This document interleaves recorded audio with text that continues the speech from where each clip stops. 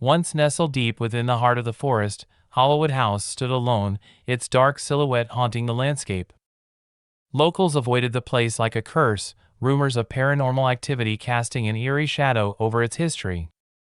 One moonless night, a daring trio of friends, Mark, Sarah, and Mike, gathered around a campfire. The chilling winds carried whispered tales of the house. Mark, the skeptic, scoffed at the legends, daring his friends to spend a night there. Sarah, the thrill-seeker, eagerly accepted. Mike, the cautious one, reluctantly agreed to accompany them. As they approached the house, it seemed to groan in protest, its weathered boards creaking in the silence. They cautiously stepped inside, flashlights in hand, illuminating the decaying grandeur of Hollowwood.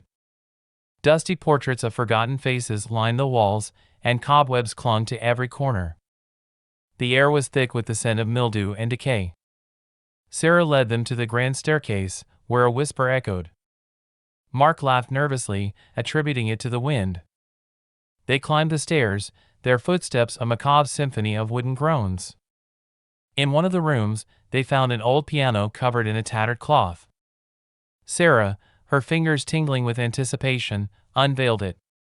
As she played a haunting melody, the atmosphere grew colder. Shadows danced, and the room seemed to come alive with ethereal figures. They watched in disbelief as the apparitions swirled around them before vanishing. Mike's skepticism began to wane. As the night deepened, strange occurrences intensified.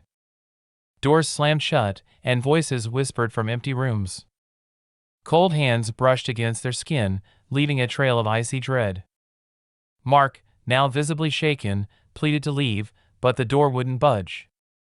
Panic set in as the walls seemed to close in around them. A mirror in the hallway revealed a horrifying reflection, another world, another time. They stepped through the mirror into a spectral realm. Shadows danced like malevolent spirits. Tormented souls moaned, their faces twisted in agony. Sarah, Mike, and Mark tried to retrace their steps, but the mirror had vanished, trapping them in this nightmarish dimension. Hours passed, or perhaps an eternity. In a desperate act of survival, they discovered an old diary. It spoke of a dark ritual performed by a previous owner, binding the house to the restless spirits forever. With trembling hands, Sarah performed the reversal chant written in the diary. The spectral realm trembled, and the mirror reappeared. They hurriedly stepped through, returning to the cursed house. As dawn approached, they fled the house, their hearts still pounding. Behind them, Hollowwood House seemed to sigh, its malevolence fading. The trio knew they had narrowly escaped a fate worse than death. The legend of Hollowwood House endured, but Mark, Sarah, and Mike knew that some secrets were better left untouched.